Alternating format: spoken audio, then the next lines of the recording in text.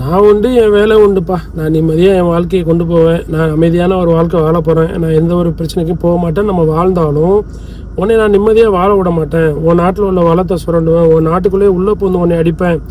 உன்னுடைய நாட்டோட அதிபரையை நான் தூக்கிட்டு போவோங்கிற அளவுக்கு அயோக்கியத்தனத்தையும் ஒரு அடிவுத்தனத்தையும் யார் செய்கிறாங்கன்னா அமெரிக்கன் கவர்மெண்ட் வந்து செஞ்சுட்டு இருக்காங்க.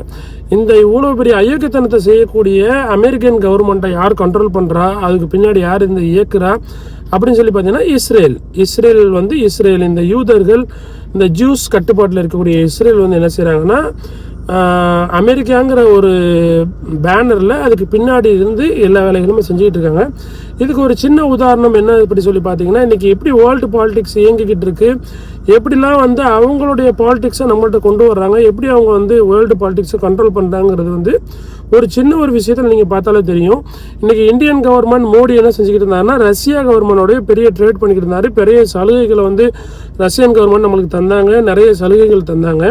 அமெரிக்க கவர்மெண்ட் வந்து இந்தியாவுக்கு வந்து பல வரிகளை வந்து அதிகமாக போட்டு அவர் ட்ரம்ப் மிரட்டக்கூடிய வேலைகளையும் ட்ரம்ப் மிரட்டினது எல்லாத்தையுமே நம்ம பார்த்துக்கிட்டு தான் இருந்தோம். இப்போ நிறைய நியூஸில் நீங்கள் பார்த்துருப்பீங்க. அப்படி மிரட்டிக்கிட்டு இருக்கும்போது ரஷ்யன் கவர்மெண்டோடைய அந்த பெட்ரோலியம் ட்ரேடு எல்லாமே நம்ம செஞ்சுக்கிட்டு இருக்கும்போது அப்போ ட்ரம்ப் வந்து என்ன மிரட்டுறாரு, சமீபத்தில் நியூஸில் வந்து இந்தியா வந்து எங்களோட தான் டீல் வச்சுக்கிறோம், ரஷ்யன் கவர்மெண்டோட போகக்கூடாது, இல்லாட்டா நான் இதுக்கு வரி போடுவோம் அதுக்கு வரி போடுவோன்னு தொடர்ச்சியாக மிரட்டுறாரு. அதுக்கு எந்த ஒரு பதிலடியுமே வந்து இந்த வீர தீர 56 இன்ச்சு மார்பு வச்சிருக்கக்கூடிய நம்ம மோடிக்கு வந்து பதிலடி கொடுக்கக்கூடிய அளவுக்கு தைரியம் கிடையாது. அவர் பதிலடி கொடுக்கவும் இல்லை. இத்தனை நாள் வரைக்கும் ரஷ்யன் கவர்மெண்ட்டில் வந்து அவர் டீல் பண்ணிக்கிட்டு இருந்தவர் திடீர்னு என்ன செய்கிறாருன்னா, நாங்கள் அமெரிக்கன் கவர்மெண்ட்டை வந்து நாங்கள் பெட்ரோல் பர்ச்சேஸ் பண்ணுறோன்னு திடீர்னு ஒரு வாக்குறுதி கொடுத்ததா ஒரு நியூஸ் வருது.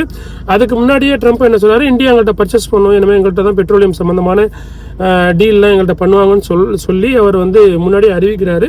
அதுக்கு எந்த ஒரு மறுப்புமே வந்து இந்தியன் கவர்மெண்டான மோடி வந்து தெரிவிக்கலை. காரணம் என்னன்னு சொல்லி பார்த்தீங்கன்னா எப்ஸ்டீன் ஃபைல் தான் அதுக்கு காரணம். எப்ஸ்டீன் ஃபைலுங்கிறது என்ன அப்படி சொல்லி பார்த்தீங்கன்னா, எப்ஸ்டீனுங்கிறவர் வந்து இப்போ ஒரு தனி ஐலாண்டில் வச்சு ஒரு பெரிய அளவில் அயோக்கியத்தனமான வேலையை அவன் வந்து செஞ்சுக்கிட்டு இருந்திருக்காக்கா. என்னன்னு சொல்லி பார்த்தீங்கன்னா, அந்த ஐலாண்டில் சின்ன சின்ன பொண்ணுங்களை 12 வயசு 13 வயசு 10 வயசு உள்ள குழந்தைகளெல்லாம் வச்சு ஒரு பெரிய ஒரு ப்ராஸ்டியூஷன் பிஸ்னஸ் பண்ணிக்கிட்டு இருந்திருக்கான். அந்த ப்ராஸ்டியூஷன் பிஸ்னஸ்க்கு வந்து யாருன்னு சொல்லி பார்த்தீங்கன்னா சின்ன சின்ன ஆட்களை வச்சோம் ப்ராஸ்டியூஷன் பிஸ்னஸ் பண்ணல. ஒவ்வொரு நாட்டில் உள்ள ஒரு முக்கியமான தலைவர்களுக்கெல்லாம் அந்த குழந்தைகளை வந்து அவன் சப்ளை பண்ணியிருக்கான். முக்கியமான தலைவர்கள்லாம் அந்த ஐலாண்டில் போய் விசிட் பண்ணியிருக்காங்க. அந்த தவறான வேலைகள்லாம் அந்த ப்ராஸ்டியூஷனில் ஒவ்வொருத்தவங்களுக்கும் பிடிச்ச குழந்தைகளை வச்சு என்ஜாய் பண்ணக்கூடிய வேலைகளை வந்து செஞ்சுருக்காங்க. இந்த எப்ஸ்டீன் ஃபைலில் வந்து பார்த்தீங்கன்னா எப்ஸ்டீனுங்கிறவர் வந்து அவர் கைது செய்யப்பட்டு ஒருத்தவங்க எப்ஸ்டீனுங்கிறவரை பற்றி நம்ம தனியாக ஒரு வீடியோஸில் பார்ப்போம். அந்த அடுத்த வீடியோஸில் பார்ப்போம். அந்த ஐலாண்டுக்கு யார் யார் போனவங்கிறது வந்து ஃபுல்லாக ஃபைலில் எல்லாருடைய நேமு அப்புறம் ஃபோட்டோஸ் ஏகப்பட்டது இன்றைக்கி வந்து வெளியாகி வேர்ல்டை வந்து அப்படியே ஸ்தம்பிச்சு போயிருக்கு. அந்த எப்ஸ்டீன் ஃபைலில் எப்ஸ்டீனுங்கிறவர் வந்து கைது செய்யப்பட்டு அவர் வந்து தற்கொலை செஞ்சுட்டாருன்னு சொல்கிறாங்க. அது கொலையா தற்கொலையாங்கிறது வந்து ஒரு மர்மமான. அவர் இறந்துடுறாரு. அவர் இறந்த உடனே என்ன ஆகுதுன்னா அவருடைய ஃபைல் வந்து இப்போ வெளியாகி என்ன ஆகுதுன்னா அதை வந்து வெளியிடணும்னு சொல்லிட்டு பல அறிக்கைகளுக்கு அப்புறம் இன்றைக்கி வெளியானதுக்கப்புறம் பார்த்தீங்கன்னா அதில் மோடியோடைய பேர் இருக்குது. அந்த எப்ஸ்டீன் ஃபைலில் மோடியோடைய பேர் வந்ததுக்கப்புறம் என்ன சொல்கிறாருன்னா ஃபஸ்ட்டு மறுப்பு தெரிவிக்கிற மாதிரி தெரிவிச்சுட்டு உடனே அமெரிக்கனுடைய அந்த கவர்மெண்டோடைய மிரட்டலுக்கு ட்ரம்ப்போடைய மிரட்டலுக்கு உடனே மோடி என்ன செய்கிறாரு, அடி பண்ணிடுறாரு. ஓகே நாங்கள் டீல் வச்சுக்கிறோம் அப்படிங்கிற மாதிரி அவர் அடி பண்ணிடுறாரு. காரணம் என்ன அப்படின்னு சொல்லி பார்த்தீங்கன்னா இந்த எப்ஸ்டீன் ஃபைல். இந்த எப்ஸ்டீன்கிறவர் யார் அப்படின்னு சொல்லி பார்த்தீங்கன்னா அவன் ஒரு யூதன். சரிங்களா, இதே ஒரு வேலையை வேறு யாரும் செஞ்சுதானே இந்த அளவுக்கு ஒரு பெரிய அளவில் பப்ளிஷ் ஆகிருக்கும். அது வந்து மறைக்கப்பட்டு பெரிய மீடியாக்களில் எதுலையுமே பெரிய விவாதத்துக்கும் அது உள்ளாக்கப்படலை. பெரிய அளவில் அது வந்து ஃப்ளாஷும் ஆகலை. சோசியல் மீடியா இன்ஸ்டாகிராம் போன்ற இதில் மட்டும் அப்படியே வந்துகிட்டு இருக்குன்னு வச்சுக்கோங்களேன். ஒவ்வொருத்தங்களாலும் அப்படி சோசியல் அவேர்னஸ் சொல்லுவாங்களாலும் அப்படியே பரப்பப்பட்டு வந்துகிட்டு இருக்கு. சின்ன சின்ன துண்டு செய்திகளை வந்துகிட்டு இருக்கிறது வேறு அஃபிஷியலாக யாருமே அறிவிக்காமல் அதை மூடி மறைக்கக்கூடிய வேலைகளை செய்கிறாங்க. இது வந்து ஒரு பொய் கதை, ஒரு புரட்டு கதை, ஒரு கட்டுக்கதைங்கிற மாதிரி என்ன செய்கிறாங்கன்னா சொல்லி கொண்டு போகிறாங்க. அப்படி பொய் கதை கட்டுக்கதையாக இருந்தால் அமெரிக்கனுடைய கவர்மெண்ட்டுக்கு மோடியை அடிபணிச்சு போகணும் அப்படிங்கிற ஒரு கேள்வி எல்லார் மனசுலையும் எழதான் செய்யும். எதுக்கு ரஷ்யன் வந்து இவ்வளோ சலுகைகள் தரும்போது ரஷ்யன் கவர்மெண்ட் விட்டு அமெரிக்கன் கவர்மெண்ட் போறீங்கிறது கேட்க முடியும். ஏன்னா இது ஏன் இந்த எப்ஸ்டீன் ஃபைல் உருவாக்கப்பட்டது, இவன் யார் அப்படின்னு பார்த்தீங்கன்னா அந்த எப்ஸ்டீனுங்கிறத ஒரு பெரிய மொசாதோட ஏஜென்ட். அவன் என்ன பண்ணுறான் அப்படி சொல்லி பார்த்தீங்கன்னா சின்ன சின்ன குழந்தைகளை வச்சு ப்ராஸ்டியூஷன் இந்த விபச்சாரம் பண்ணுறான். அதுக்கு முக்கியமான புள்ளிகள் எல்லாம் அவங்களுடைய வலையில் விழ வச்சு எல்லாத்தையும் ஃபோட்டோ ரெக்கார்டை எடுத்து வச்சு உலக நாட்டில் உள்ள தலைவர்கள் ஒவ்வொருத்தனையும் மிரட்டி நீ என்னோட பிஸ்னஸ் பண்ணலன்னா உன்னையும் நான் போட்டு கொடுத்துருவேன், உன்னுடைய டோட்டல் பாலிடிக்ஸே அழிச்சிருவேன்னு சொல்லிட்டு மிரட்டி எல்லாத்தையும் என்ன பண்ணுறாங்க அந்த கண்ட்ரோலில் வச்சுக்கிறதுக்கு ட்ரை பண்ணி இந்த வேலையை செஞ்சுருக்காங்க. இது யார் அப்படின்னு பார்த்தீங்கன்னா இந்த மொசாதோடைய ஏஜென்ட் வந்து பண்ணியிருக்காங்க. ஸோ இவ்வளோ குழந்தைகளை வச்சு இந்த அளவுக்கு ஒரு அயோக்கியத்தனமாக ஒரு ப்ராஸ்டியூஷனை பண்ணியிருக்கிறான். இதை பற்றி யாருமே பெருசாக வாய் திறக்கலை, யாருமே பெருசாக பேசலை. இது ஒரு பிளாக்மெயிலாக வச்சு மோடியை மிரட்டுறாங்க, மற்ற தலைவர்களை மிரட்டுறாங்க.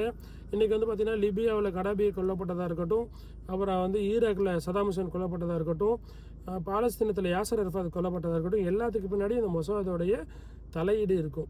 ஒரு பெரிய தலைவராக இருக்கார், அவருடைய வீக் பாயிண்ட் பார்ப்பான். ஒன்று அவனை பொண்ணை வச்சு வீழ்த்தணும், அப்படி இல்லைன்னா பொருளாதாரத்தை வச்சு வீழ்த்தணும். ரெண்டுக்குமே அடிபணியாத தலைவர் லிபியா, சதாம் ஹுசேன் இது மாதிரி போன்ற தலைவர்கள் என்ன செய்கிறது, கொலை செஞ்சிடுறது. இவன் வந்து அணு ஆயுதம் வச்சுருக்கான், யுரேனியம் வச்சுருக்கான், ஏதாவது ஒரு காரணத்தை சொல்லி அவனை கொலை பண்ணிடுறது. யார் யாரெல்லாம் அடிபணிஞ்சு போகிறாங்களோ, இன்றைக்கி சவுதி அரேபியா, யூஏஇ பார்த்திங்கன்னா, சவுதி அரேபியா பார்த்திங்கன்னா அவங்களாம் அடிபணிஞ்சு போகிறனால அவங்கள விட்டு வச்சுருக்காங்க. இல்லை அடிபணியாமல் அவங்களும் துணிச்சலாக ஒரு ஸ்டேட்மெண்ட் விட்டாங்கன்னா உடனே நம்ம போர் தொடுக்கிறோங்கிற மாதிரி அடுத்த கான்செப்ட்டுக்கு இறங்குவாங்க. இன்றைக்கி அதில் வந்து ஒரு ஹீரோவாக ஒரு சவாலாக இருக்கிறது யாருன்னு சொல்லி பார்த்திங்கன்னா ஈரான் அதிபர் இருந்துகிட்டு இருக்காரு. ஸோ யார் யாரெல்லாம் அவங்களுக்கு அடிபணிகளையோ அவங்களெலாம் கொலை செய்யப்படுறாங்க. அவங்கள தாண்டி ஒரு பிஸ்னஸ் செய்யும் போது வேறு ஏதாவது ஒரு வகையில் மிரட்டப்படுறாங்க. எப்படிலாம் வந்து இந்த யூதங்களுடைய அந்த மொசாதோடைய இஸ்ரேலுடைய அவங்களுடைய டாமினேஷன் எந்த அளவுக்குலாம் வந்து ஒர்க் ஆகுது பாருங்கள். ஏன்னா இன்றைக்கி நம்மளுக்கு விரும்பினாலும் விரும்பாட்டாலும் வேர்ல்டு பாலிட்டிக்ஸை நம்ம தெரிஞ்சு ஆகணும்.